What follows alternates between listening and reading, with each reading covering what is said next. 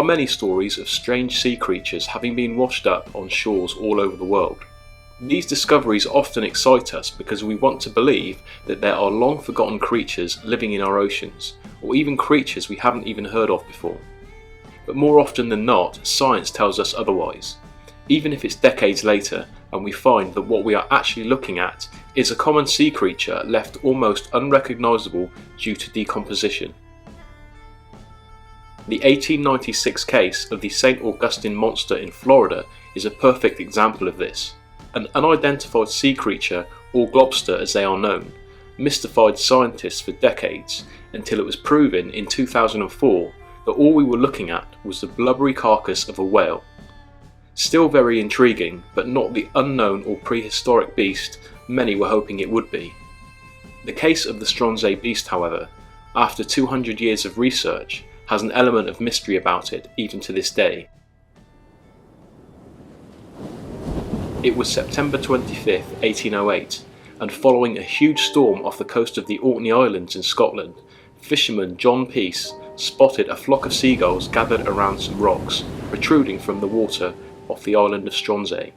What attracted them appeared to be the decomposing carcass of a very long sea creature. A man by the name of George Shearer watched from the shore as Peace made his way over to the corpse for closer inspection. What he found appeared to be a long-necked sea serpent and unlike anything he had seen before. Although Peace was as near as he could get, even closer inspection was needed to really get a good look at the beast. But this was impossible due to the nature of the rocks and the notorious Orkney gales that blew over the icy waters.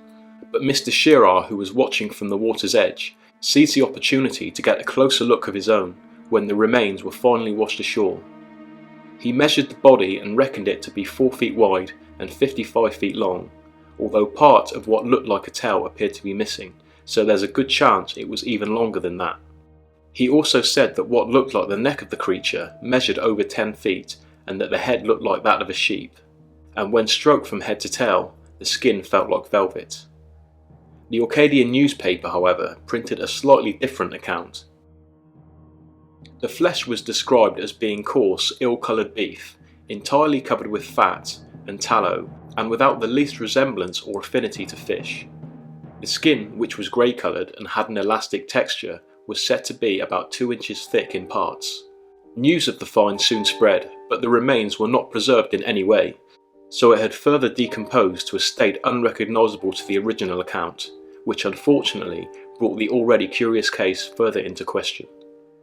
However, the men who found the remains were taken to Kirkwall in mainland Orkney, where they were made to swear an oath that what they had seen was true to their word.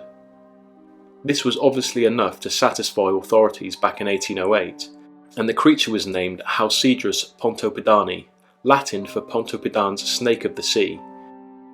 It was named by the Natural History Society in honour of the Danish author Erik Pontoppidan, who was well known for his knowledge of sea creatures 50 years previously.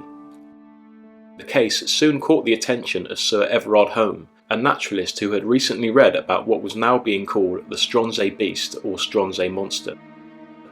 When he examined what was left of the monster's remains, he came to the conclusion that the creature was nothing more than a decomposing basking shark, an animal fairly common to the Orkney Islands. To back up his claim, he compared the vertebrae of the beast to that of a basking shark and claimed that it was identical. He went on to explain that the appearance of what was thought to be a long neck was simply down to how the basking shark decomposed after death. He also stated that once the basking shark begins the decomposition process, the jaw easily falls away from the head, leaving what looks like an extended neck. He went on to say that the spine of the basking shark is attached only to the top end of the animal, and when the fleshy bottom half rots away, it leaves what looks like a long tail, therefore giving it the appearance of a serpent. Also, the lower fins of the basking shark, once rotted away, could easily be mistaken for feet, which was another characteristic pointed out in the original eyewitness accounts. This image from the 1977 Zio Maru case would help support this. This rotting carcass, hoisted onto a Japanese fishing vessel off the coast of New Zealand, had taken on a dinosaur-like appearance in much the same way as described by Home. but it was proven to be nothing more than a basking shark. These early drawings show what was perceived to be the Stronsay Beast in 1808. You can see that they have a likeness to the plesiosaur or fabled Loch Ness Monster. Nonetheless, the basking shark theory became popular, and many professionals in the field agreed with Home, including Scottish professor John Goodsir when he examined the remains in 1849.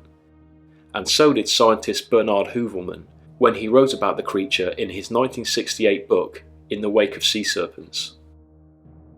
A giant oarfish was another suggestion for the creature's identification, as they sometimes grew to lengths of 30 feet or more. But a more recent account of the Orkney creature, made by geneticist Dr. Yvonne Simpson, who has been studying it since 2001, again leans towards the likelihood of it being a basking shark. But even she, with the use of modern DNA testing methods, still questions the sheer magnitude of the beast, saying that it's either the biggest basking shark ever recorded by far, or a new species of shark never seen before. The largest unofficial basking shark ever recorded since 1808 was 45 feet in length. This find allegedly happened in Norway between the years of 1885 and 1905. This claim is disputed as far as the history books go, as basking sharks in that area had never before or since grown to those kinds of lengths. However, the biggest confirmed sighting was in Canada in 1851 in the Bay of Fundy. It was caught up in a herring net and confirmed to be 40.3 feet in length. Every one of these sharks were recorded after the Stronsay Beast incident, so the people of Orkney and indeed the rest of the world had nothing to compare it to. So, was the Stronsay Beast in fact a monster of the deep, or was it simply the biggest basking shark ever known to the world? The latter theory seems more likely, seeing as the official largest specimen was recorded nearly 50 years after the incident. Who's to say that 200 years ago there weren't sharks still lurking in the oceans as big as 55 feet or more? A theory that I have often thought about is that the Industrial Revolution may have killed off some of the largest animals in our ocean. The Revolution's transition period happened between 1760 and 1840, and there's no doubt that the use of chemicals and fuel in factories resulted in increased air and water pollution. This must have had an effect on marine life, and may have resulted in the killing of, or even extinction of, some of the larger animals that had previously survived prehistoric extinctions. It wouldn't surprise me at all if 200 years ago the last remaining dinosaur still swam in our oceans. Megalodon is an apt example. That said, could the Stronsay Beast have been the last Megalodon, or would modern DNA testing already have proven that to be the case? The Loch Ness Monster has often been referred to as a plesiosaur left over from the time of the dinosaurs. Maybe 200 years ago there were plesiosaurs around the Scottish Isles, only to be eventually killed off some years later by an industrial revolution designed to better our own lives.